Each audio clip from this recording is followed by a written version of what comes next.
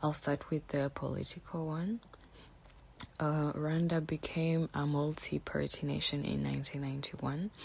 Paul Kagame is the current president and has been in power since 2000. His political party, the Rwandan Patriotic Front, is the leading right in the country.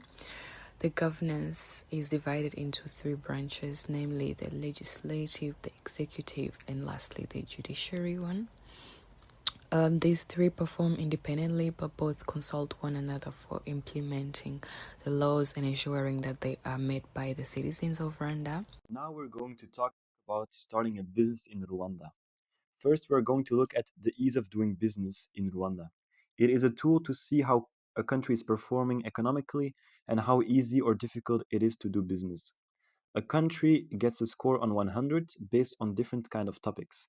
Rwanda's score in 2020 was a 76.5, and its best topics are ease of getting credit, paying taxes, and getting electricity. Rwanda has a very good score compared to other African countries like Ghana or Botswana. The average score of sub-Saharan Africa was only at 51.8 in the same year. Next, we're going to talk about business registration. Rwanda has different types of businesses with different registration criteria. The first business type is the Rwanda Limited Liability Company, also known as an LLC. An LLC is a business where the business owners are protected from personal liability. This means that if the business itself can't pay a creditor, the creditor cannot legally come after an LLC member's personal possessions. As source from the development aid proves that Rwanda falls under the top 10 African countries to invest in because of its booming economy and is being named as the Singapore of Africa. Agriculture is one of the most important sectors to invest in. Almost 80% of the population are into agriculture, which means the production of coffee, production of fruit and vegetables such as potatoes, French beans, and fruits such as apple and pineapple. Talking about the tourism part, it has unique assets such as the mountain gorilla equatorial forests and remote sources of the Nile. The civil war ended just in 1995 with over 1 million dead. It was caused by poor decision-making of the former Belgium colonization power, which basically built a caste system, putting the light-skinned ethnicity group, the Tutsis, in higher positions, such as police. It caused inequality and was the trigger for the civil war. Today there's 85% Hutu, 14% Tutsi, and 1% Twa to find in Rwandese society. All three of them are part of the Bantu group. Paul Kagame, the president, swears on his non-ethical label policy, which basically says every citizen is Rwandese, period. It also enhances the unity and the resilience of the Rwandese people. So let's come to the cultural differences and etiquettes. The most important one is probably respect the order of ranks. You will probably notice that the meetings are mostly held by managers without anyone much interrupting, if no one is asked to. Which also brings us to the next point. Don't mingle too much with sub-employees at work when you are in the higher position, because distance can be shown as strength, and if you mingle too much, it could be seen as a weakness. Also, don't be as direct as you're probably used to as a European. Start your conversation with a little charm, a little background information, show off your Kinyarwanda language skills. Then communication is key. Although the Rwandese society is not as easy to communicate with, as they're rather inexpressive and composed society compared to Europeans. Therefore, it's crucial to read between the lines and take care of body language. Which brings us to the next slide, how to negotiate. Always respect the Rwandese reservedness. Don't push, don't brag. Instead, show some empathy with your opposite. After all, even though you compromise, a long-term relationship is key in African business, since partnership is one of Africa's 5 Ps. As well as in Europe, be on time, start with a proper handshake and a smile. Don't forget to break the ice, maybe with some Kinyarwanda you just learned today. And do not jump straight away to the business matter. Make sure you have a smooth start in your conversation and your negotiation will work just fine.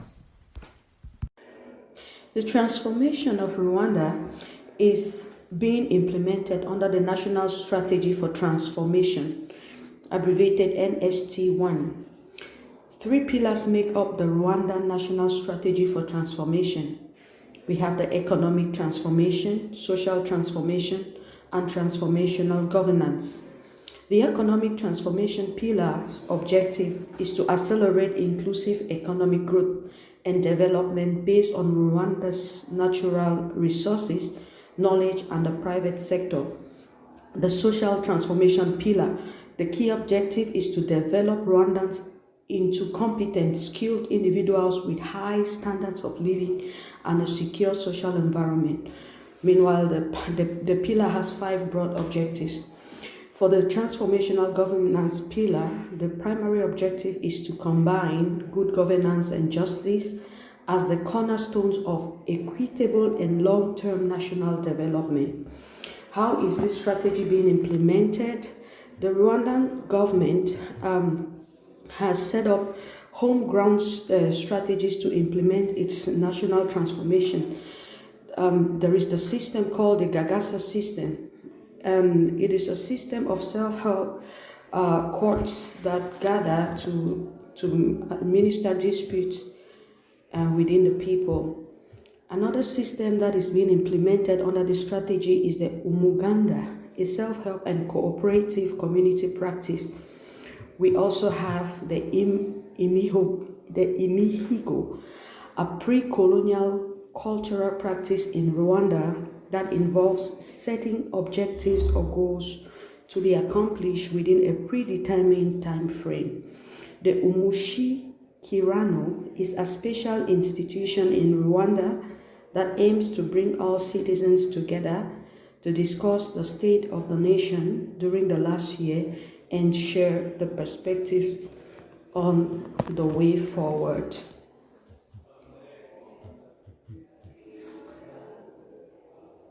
Doing the proper research on the markets, trying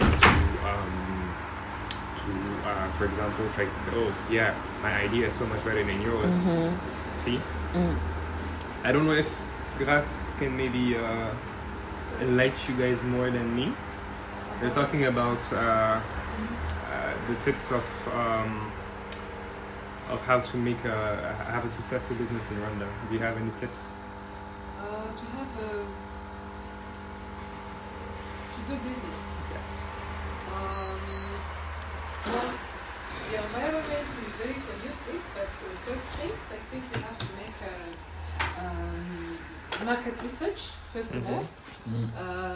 I mean, that's the first thing to do, and see that the market is there first of all. And of course, it's very easy to start a business, but then again, to sustain it is another thing. So you really need to create a brand of your business as well, and also think big, because in terms of market, Rwanda is not very big, but it does have access to the region. I mean, in the neighborhood and so on. So if your business is just, let's say, a poultry business, okay, starting small, it can work, but you really have to make a research what is needed. Yes, and to look at how can you fill the demand gap? Yeah, the gap is there. And another thing, of course, it's quite, you need capital. Like anywhere, it's not automatic that you'll be, I mean, the first year, of course, you have to establish yourself to kind of make your clients, your customer list.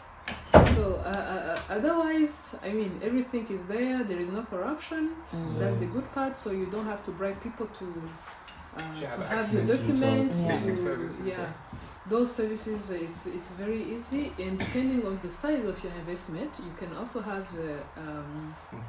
incentive like above, I think is huge money, but you can have like 7 years tax holiday, depending on the but it has to be. Yeah, it's starting from. I think it's if the initial investment is more than $50 million. Yes, so that's that's huge. That's So for it's huge not, businesses. Yeah. It's really for big investments. Yeah. And, Okay. so we give them some incentives. Otherwise, for middle and small businesses, it's very possible, but really better to tap in the priority sectors. So, but it's part of the market's research you have to make. Yeah. We have specific priority sector where you can really find your niche kind of. Being hospitality, agriculture. The government has highlighted Yes. a list of sectors that have high potential growth. High potential Okay. growth, And they're encouraging people who want to start a business to start there. It's like support, like a financial support or something of that. Not necessarily, but for example, if I'm not mistaken, in the hospitality sectors, you Yes. have some incentives again. But they're basically saying, okay, if you want to do a business and you don't have an idea of where to start, Yes. this is where you should. Okay. This is This is where you should start. And is that also on the Rwandapedia? Yes. No, the list of the useful material, I'll get to that The raw at the end of the useful materials, the websites and documentation. okay. The list of the priority Priority sectors, sector. you can find it on the RDB